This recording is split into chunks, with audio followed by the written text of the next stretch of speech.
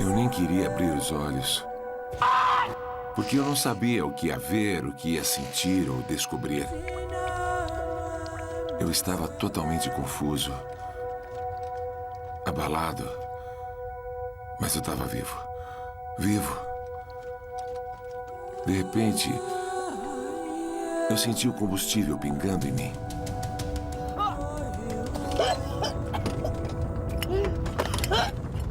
E eu me arrastei para fora. Literalmente, eu me joguei para fora do avião.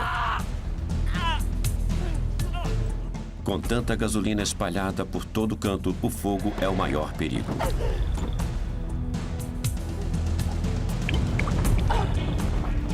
Eu precisava cair fora dali.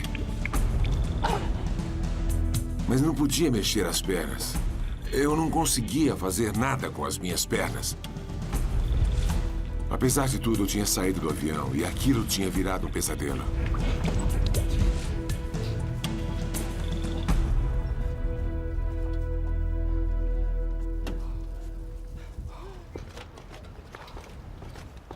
Pelo menos eu estava a uma distância segura do avião, de uma explosão.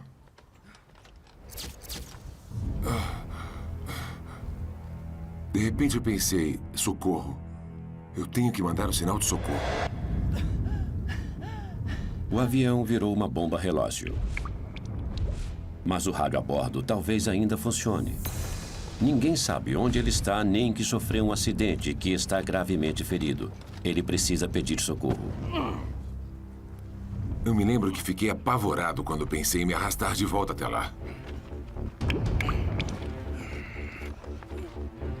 O avião tinha se transformado num objeto de terror.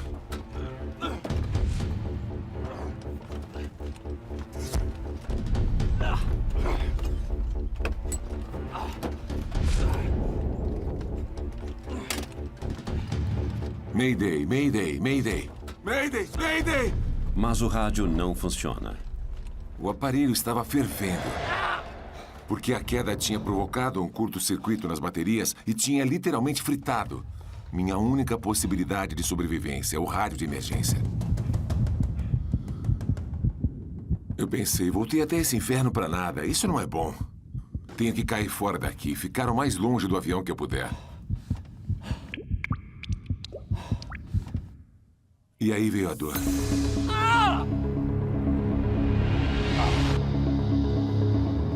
A dor de Greg estava mascarada pelos hormônios liberados em seu organismo, como resposta de defesa ao trauma. Mas esse tipo de analgésico natural funciona apenas por um tempo. E agora, Greg sente a dor provocada pelos ferimentos. Era uma dor que eu nunca tinha sentido antes.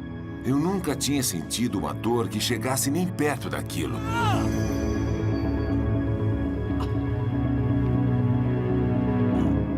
Então eu vi, quando eu me arrastei, que meus pés faziam assim. Minhas pernas pareciam uma grande geleia. Quase todos os ossos das pernas e pés de Greg estão quebrados. Ele está tendo hemorragia interna devido aos ferimentos e já perdeu 2/4 de sangue. Mais 1/4, ele ficará inconsciente perto da morte. Comecei a usar meus braços como se fosse uma tartaruga, só que deitado de costas, um depois do outro. E me arrastei o mais longe possível dali. A situação era crítica. Havia muitos animais que poderiam matá-lo. Escorpiões, cobras, elefantes, leões e hienas. A morte poderia vir de qualquer direção e a chance de resgate era remota. Se eu quisesse escapar dali, eu teria que me virar porque eu estava sozinho.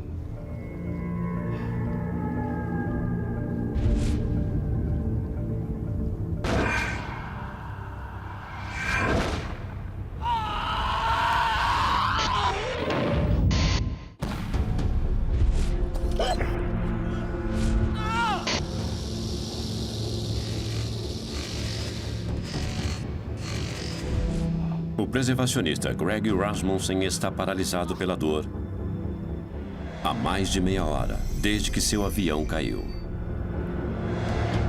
Eu via muito claramente que qualquer coisa que eu fizesse, eu teria que calcular. para saber se deveria fazer ou não.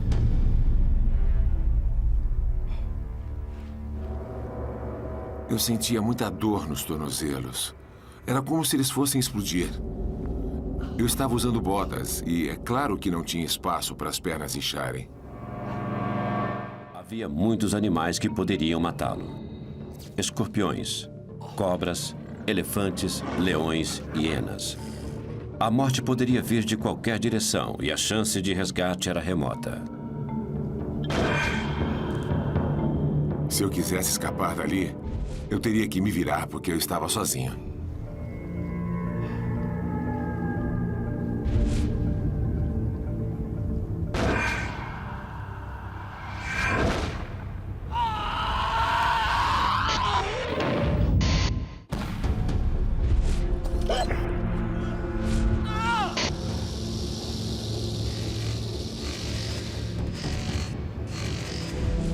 O preservacionista Greg Rasmussen está paralisado pela dor.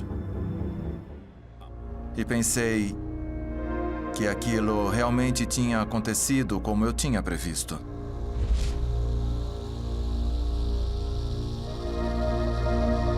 Estava quente e seco. Não havia nenhuma umidade no ar. Eu não tinha bebido o dia inteiro porque um elefante tinha destruído os canos de água em nossa base.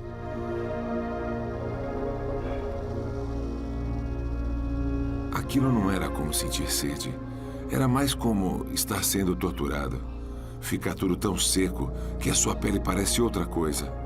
A textura da pele muda.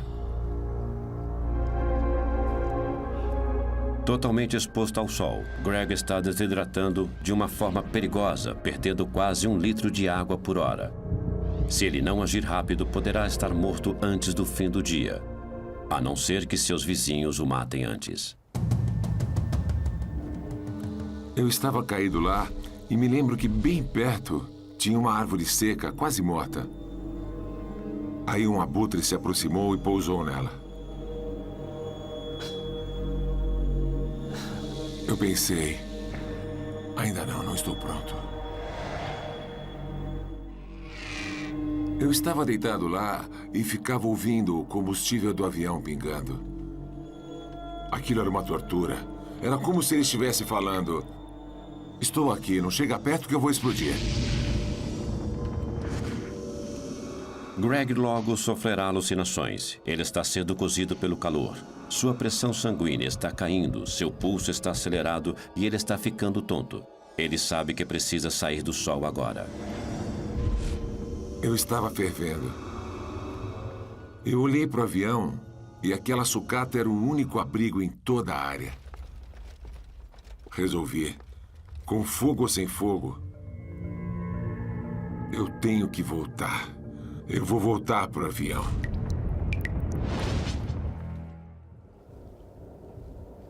Foi aí que eu ouvi os elefantes.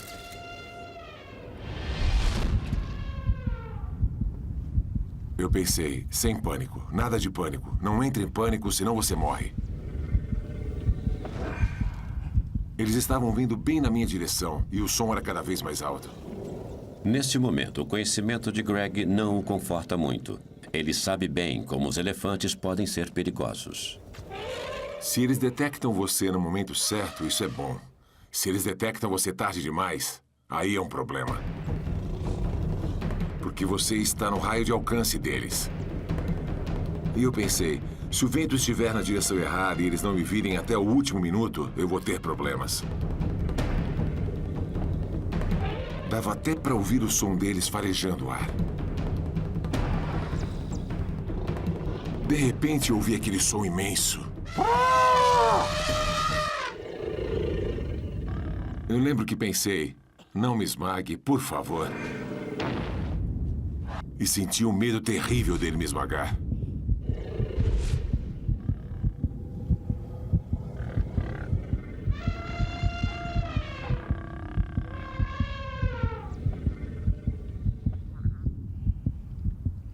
Mas, para o alívio de Greg, os elefantes sentem que há uma coisa estranha no caminho e recuam.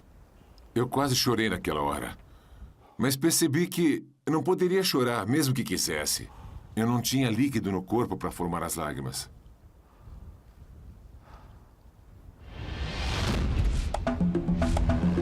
Na África, quando chega uma mensagem que alguém está perdido, todos param o que estão fazendo para ajudar na busca. O tempo é essencial. A savana é muito mais perigosa depois que a noite chega. Eu tinha a certeza de que ele estava vivo, mas sabia que não por muito tempo. A cada minuto que passava, eu ficava cada vez mais preocupado. Quantos estão ajudando na busca? Uns 15. Nossos guardas florestais e alguns fazendeiros. Um piloto de Vitória Falls veio com seu Cessna. Tínhamos que encontrar o Greg. Se ele tivesse sobrevivido à queda, ainda havia os animais selvagens que podiam matá-lo. As chances de ele estar vivo eram cada vez menores.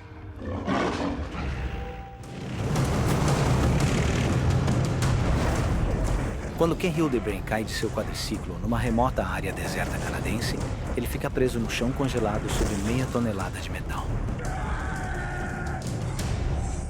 Eu quase vomitei de dor. Ferido, sozinho e exposto a tudo o que esta região selvagem pode lançar contra ele. Ken precisa lutar para se manter vivo.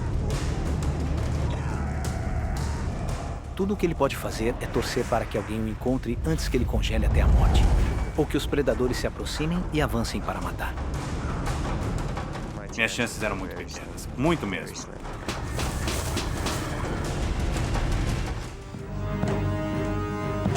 Ken Hildebrand está se preparando para uma viagem solo nas montanhas rochosas canadenses no auge do inverno.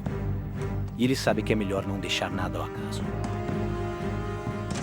Alguns caras da equipe de resgate me chamavam de Sr. Bugiganga, porque eles sempre achavam que eu levava coisa demais. E eles também diziam, bem, quando precisamos sair para resgatar, sempre queremos voltar juntos com o Ken, porque ele nunca se perde, sempre sabe onde está, ele sabe sobreviver.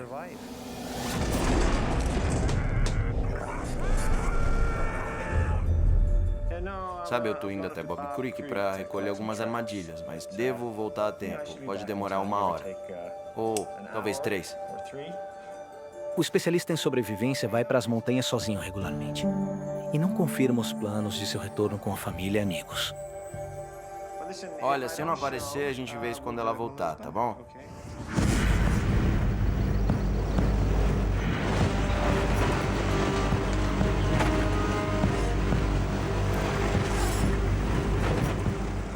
Ken é um caçador de animais registrado. E esta viagem é para verificar as armadilhas de castor que ele armou no dia anterior.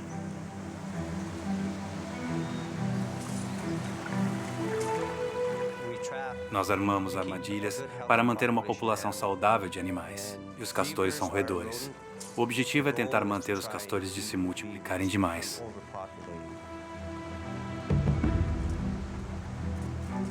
Ken adora o ar livre. E nada o impede de aproveitar essa vasta natureza selvagem. Nem mesmo sua perna deficiente. Tive pólio quando criança e fiz mais de 20 operações. É um milagre eu ainda conseguir andar. Joguei fora as muletas e todo o resto e disse, vou andar. Vou fazer o que qualquer pessoa normal faria.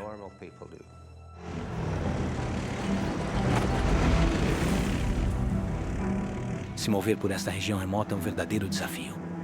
E o fiel companheiro de Ken é seu quadriciclo. O terreno é muito acidentado. O país é muito montanhoso, as colinas são muito íngremes.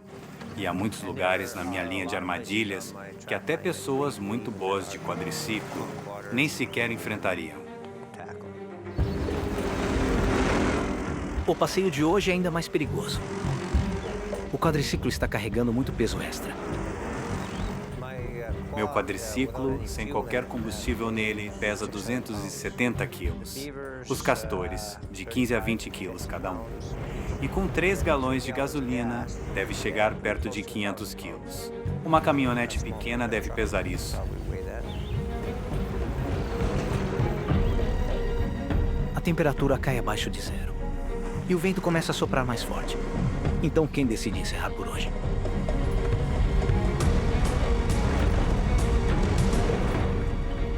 vento soprava a pelo menos 80 quilômetros por hora. Era um monte de coisas voando no meu rosto enquanto eu tentava dirigir. Estava levantando pequenas pedras. De repente, senti uma dor no olho. Eu pisquei e senti como se tivesse algo no meu olho. No instante em que soltei o guidão, eu tirei um pedaço de grama.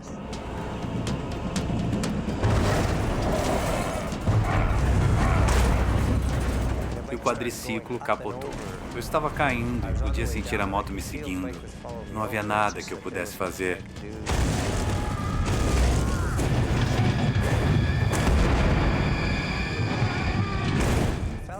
Senti como se fosse conseguir desviar, mas então fui pego. Foi tão rápido. Fui arremessado de cara na terra. E senti uma dor excruciante na perna. Eu podia sentir meu pé, podia sentir meu tornozelo totalmente deslocado e os ossos quebrados. Eu quase vomitei de dor. O metal me atingiu na parte inferior das costas e me jogou no chão, tirando meu fôlego. A dor vinha do meu tornozelo e da panturrilha da minha perna.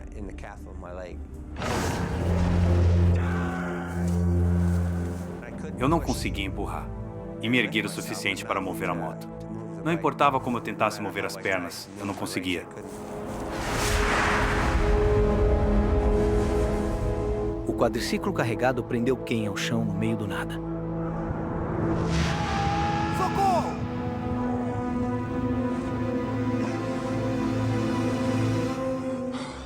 Como paramédico da unidade de resgate local, o primeiro instinto de Ken é tentar avaliar a gravidade dos seus ferimentos. Verifiquei meu pulso. Estava a 160. Estava pulsando, eu podia sentir. Minha pressão arterial devia estar alta, porque eu podia realmente sentir meu pulso. Minha pele estava pálida. Quando eu beliscava, demorava para voltar ao normal. Demorou 5 segundos para voltar a cor do meu dedo, então eu soube que estava em choque. A dor e a ansiedade estavam fazendo meu coração acelerar. Então, eu sabia que precisava me acalmar para poder raciocinar e pensar direito.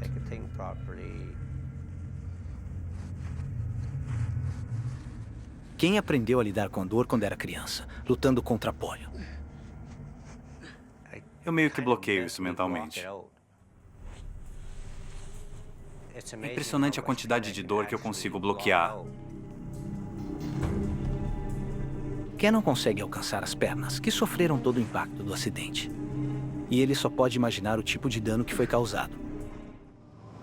Eles voltaram um pouco antes do amanhecer. Os coiotes voltaram. E desta vez eles mudaram de tática, aproximando-se de Ken por trás. Incapaz de vê-los, ele só pode imaginar o próximo ataque deles. Você pode ouvir eles se movendo, o movimento das patas deles.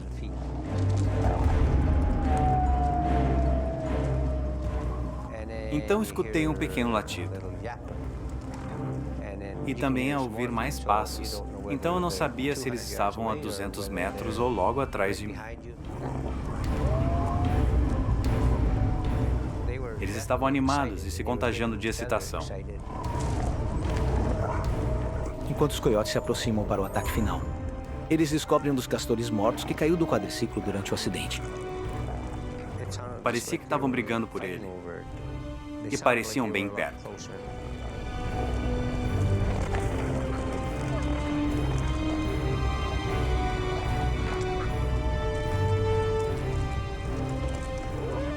Agora os coiotes provaram sangue. E quem teme ser o próximo da lista? E agora? Vão ficar mais agressivos?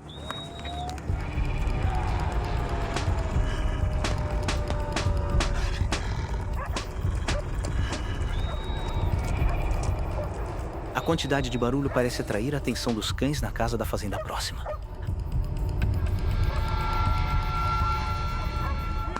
Sai daqui! Sai! Mais uma vez, os ventos fortes abafam o som para os ouvidos humanos. Talvez se ele tivesse soltado um dos cachorros, eles teriam vindo até mim.